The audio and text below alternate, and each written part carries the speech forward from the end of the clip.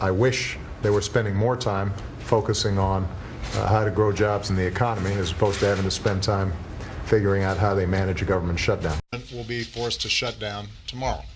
And I want to be very clear about what that shutdown would mean, what will remain open and what will not. With regard to operations that will continue, if you're on Social Security, you will keep receiving your checks. If you're on Medicare, your doctor will still see you. Everyone's mail will still be delivered, and government operations related to national security or public safety will go on. Our troops will continue to serve with skill, honor, and courage. Air traffic controllers, prison guards, those who are with border patrol will remain on their posts, but their paychecks will be delayed until the government reopens. NASA will shut down almost entirely, but mission control will remain open to support the astronauts serving on the space station. I also want to be very clear about what would change. Office buildings would close, paychecks will be delayed, vital services that seniors and veterans, women and children, businesses, and our economy depend on would be hamstrung. Business owners would see delays in raising capital, seeking infrastructure permits, or rebuilding after Hurricane Sandy. Veterans who've sacrificed for their country will find their support centers unstaffed. Tourists will find every one of America's national parks and monuments, from Yosemite to the Smithsonian to the Statue of Liberty, immediately closed. And of course, the communities and small businesses that rely on these national treasures for their livelihoods will be out of customers and out of luck.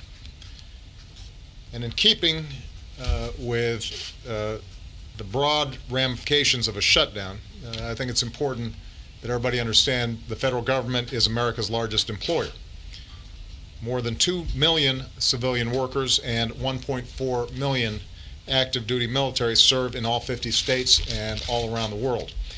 In the event of a government shutdown, hundreds of thousands of these dedicated public servants who stay on the job will do so without pay. And several hundred thousand more will be immediately and indefinitely furloughed without pay. What, of course, will not be furloughed are the bills that they have to pay, their mortgages, their tuition payments, their car notes. These Americans are our neighbors. Their kids go to our schools. They worship where we do. They serve their country with pride.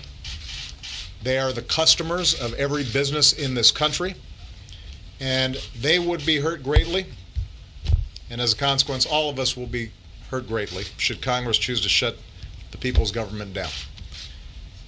So a shutdown will have a very real economic impact on real people right away. Past shutdowns have disrupted the economy significantly. This one would too. It would throw a wrench into the gears of our economy at a time when those gears have gained some traction. 5 years ago, right now, our economy was in meltdown. Today, our businesses have created 7.5 million new jobs over the past 3.5 years. The housing market is healing, and our deficits are falling fast. The idea of putting the American people's hard-earned progress at risk is the height of irresponsibility, and it doesn't have to happen. Let me repeat this. It does not have to happen. All of this is entirely preventable if the House chooses to do what the Senate has already done. And that's the simple act of funding our government without making extraneous and controversial demands in the process, the same way other Congresses have for more than 200 years. Unfortunately, right now, House Republicans continue to tie funding of the government to ideological demands like limiting a woman's access to contraception or delaying the Affordable Care Act, all to save face after making some impossible promises to the extreme right wing of their party. So let me be clear about this. An important part of the Affordable Care Act takes effect tomorrow, no matter what Congress decides to do today. The Affordable Care Act is moving forward. that funding is already in place. You can't shut it down. This is a law that passed both houses of Congress, a law that bears my signature, a law that the Supreme Court upheld as constitutional, a law that voters chose not to repeal last November, a law that is already providing benefits to millions of Americans in the form of young people staying on their parents' plan until they're 26, seniors getting cheaper prescription drugs, making sure that insurance companies aren't imposing lifetime limits when you already have health insurance, providing rebates for consumers when insurance companies are spending too much money on overhead instead of health care. Those things are already happening. Starting tomorrow, tens of millions of Americans will be able to visit healthcare.gov to shop for affordable health care coverage. So Americans who've lived for years in some cases with the fear that one illness could send them into bankruptcy, Americans who've been priced out of the market just because they've been sick once, they'll finally be able to afford coverage, quality coverage, many of them for the first time in their lives. Some of them may be sick as we speak. And this is their best opportunity to get some security and some relief. Tens of thousands of Americans die every single year because they don't have access to affordable health care. Despite this, Republicans have said that if we lock these Americans out of affordable health care for one more year, if we sacrifice the health care of millions of Americans, then they'll fund the government for a couple of more months. Does anybody truly believe that we won't have this fight again in a couple of more months? Even at Christmas? So here's the bottom line. I'm always willing to work with anyone of either party to make sure the Affordable Care Act works better, to make sure our government works better. I'm always willing to work with anyone to grow our economy faster, or to create new jobs faster, to get our fiscal house in order for the long run. I've demonstrated this time and time again, oftentimes to the consternation of my own party. But one faction of one party in one house of Congress, in one branch of government, doesn't get to shut down the entire government just to refight the results of an election. Keeping the people's government open is not a concession to me. Keeping vital services running and hundreds of thousands of Americans on the job is not something you give to the other side. It's our basic responsibility. It's something that we're doing for our military and our businesses and our economy and all the hard-working people out there, the person working for the agricultural department out in some rural community who's out there helping some farmers make sure that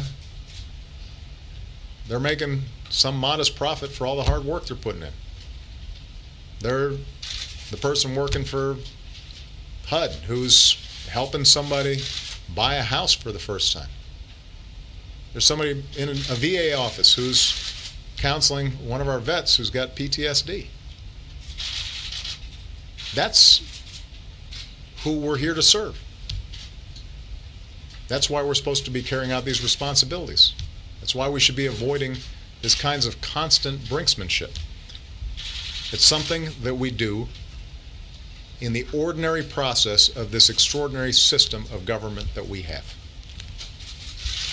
You don't get to extract a ransom for doing your job, for doing what you're supposed to be doing anyway, or just because there's a law there that you don't like. The American people sent us here to govern. They sent us here to make sure that we're doing everything we can to make their lives a little bit better, to create new jobs, to restore economic security, to rebuild the prospects of upward mobility. That's what they expect. And they understand that there are differences between the parties. And we're going to be having some tough fights around those differences. And I respect the fact that the other party's not supposed to agree with me 100% of the time, just like I don't agree with them. But they do also expect that We don't bring the entire government to a halt or the entire economy to a halt just because of those differences.